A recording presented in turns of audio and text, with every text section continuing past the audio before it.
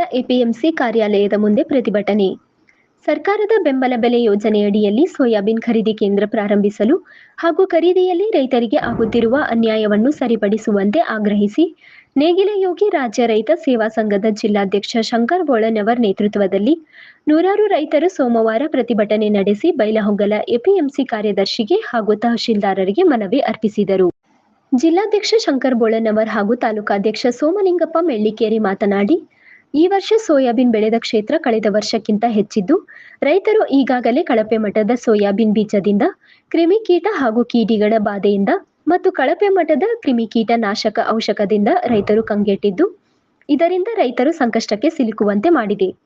ಆದ್ದರಿಂದ ಸರ್ಕಾರದ ಬೆಂಬಲ ಬೆಲೆ ಯೋಜನೆಯಡಿಯಲ್ಲಿ ಸೋಯಾಬೀನ್ ಖರೀದಿ ಕೇಂದ್ರ ಪ್ರಾರಂಭಿಸಬೇಕು. ಪ್ರತಿ ವರ್ಷ ಕೇಂದ್ರ ಸರ್ಕಾರದ ಫೆಡರೇಷನ್ ಮೂಲಕ ಸೋಯಾಬೀನ್ ಬೆಂಬಲ ಬೆಲೆಗೆ ಖರೀದಿಸಿ ಡಿಸೆಂಬರ್ ತಿಂಗಳಿನಿಂದ ನೋಂದಣಿ ಹಾಗೂ ಖರೀದಿ ಪ್ರಾರಂಭ ಮಾಡುತ್ತಿದ್ದೀರಿ.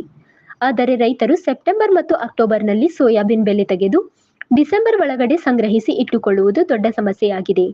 ಇದರಿಂದ ರೈತರು ಆರ್ಥಿಕ ಸಂಕಷ್ಟದಲ್ಲಿ ಸಿಲುಕುವಂತಾಗುತ್ತಿದೆ. ಶೀಘ್ರದಲ್ಲಿಯೇ ಖರೀದಿ ಕೇಂದ್ರವನ್ನು ಸ್ಥಾಪಿಸಿ ಕನಿಷ್ಠ ಬೆಂಬಲ ನೀಡಿ ಸೋಯಾಬೀನ್ ಬೆಳೆಯನ್ನು ಖರೀದಿಸಿ ರೈತರ ಸಮಸ್ಯೆಯನ್ನು ಪರಿಹರಿಸಬೇಕು.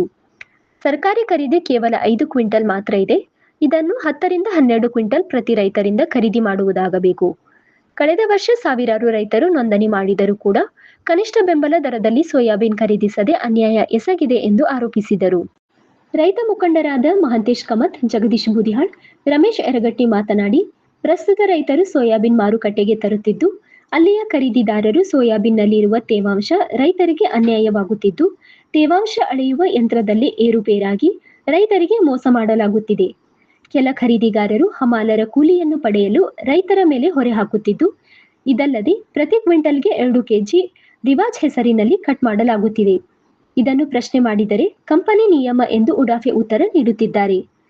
ಈ ಕುರಿತು ತನಿಖೆ ನಡೆಸಿ ತಪ್ಪಿತಸ್ಥರ ವಿರುದ್ಧ ಕ್ರಮ ಜರುಗಬೇಕೆಂದು ಆಗ್ರಹಿಸಿದರು. ಈ ಸಂದರ್ಭದಲ್ಲಿ ರೈತ ಮುಖಂಡರಾದ ಮೊಹನ್ ಅಕುಂದ್, ಉದಯ್ ಬೂದಿಹಾಳ್, ಆನಂದ್ ವಾಲಿ, ರಮೇಶ್ ಮರಕುಂಬಿ, ಮಲ್ಲಪ್ಪ ಎರಡಾಳ್, ಮಡಿವಾಳಪ್ಪ ಉಳ್ವಿನಾಯಕ್, ಮಡಿವಾಳಪ್ಪ ಜಾಡರ್, ಪ್ರಶಾಂತ್ ಮಾಗಿ, ಸೋಮು ಮೂಗ್ಬಸವ, ಉಮೇಶ್ ಬೋಳೆತಿನ್, ಈರಣ್ಣ ಸಂಪಗಾಮಿ, ಸುರೇಶ್ ಹೋಳಿ, ಬಸವರಾಜ್ ದುಗ್ಗಾನಿ, ಜಗದೀಶ್ ಬೋಳನವರ್, ಅದೃಶಪ್ಪ ಹುಚ್ಚನವರ್, ಮಹಂತೇಶ್ ಬೋಳನವರ್, ಬಸವರಾಜ್ ಜಂಬಗಿ, ಅನಿಲ್ ಗಿರ್ನವರ್, ಶ್ರೀಕಾಂತ್ ಪಟ್ಟಣಶೆಟ್ಟಿ ಸೇರಿದಂತೆ ನೂರಾರು ರೈತರು ಇದ್ದರು.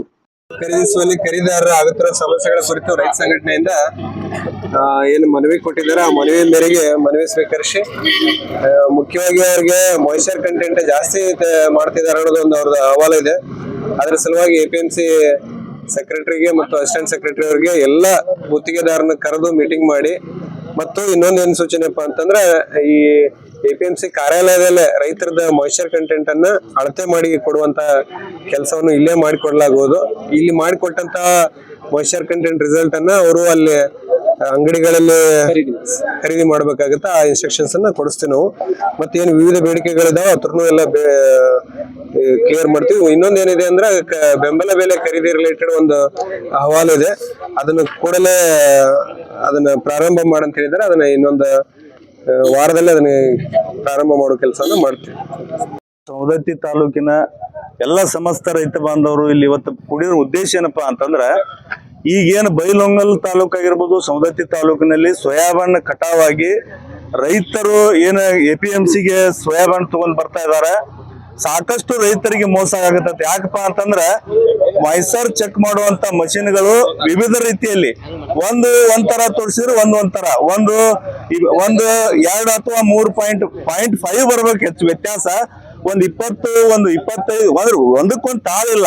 ಆ ಲೆಕ್ಕಕ್ಕೆ ಮಷಿನ್ಗಳು ಇವತ್ತು ಸರಿಯಾದಂತ ರೀತಿಯಲ್ಲಿ, ಯಾಕಂದ್ರೆ APMC ಅಧಿಕಾರಿಗಳು ಅದನ್ನ ಸಂಪೂರ್ಣವಾಗಿ ಪರಾಮರ್ಶೆ ಮಾಡಿ ಮಷಿನ್ಗಳನ್ನು ಅಧಿಕೃತವಾಗಿ APMC ಇಂದ ಕೊಟ್ಟಿರ್ಬೇಕು. ಅಂತವನ್ನ ಮಾತ್ರ ಅಲ್ಲಿ ಚೆಕ್ ಮಾಡಕ್ ಇಡ್ಬೇಕು. ಅಂತದ್ ಕುತ್ಕೊಂಡು ತಮ್ಮ ತಿಳಿದಾಗ ಯಾವುದೋ ಒಂದು ಮಷಿನ್ ತಂದು ಮಾಡುವಂತದ್ದು 1 ಕ್ವಿಂಟಲ್ಗೆ 30 ಕೆಜಿ ಹೊಡಿಯುವಂತ ಕೆಲಸ ಇವತ್ತ ರೈತರು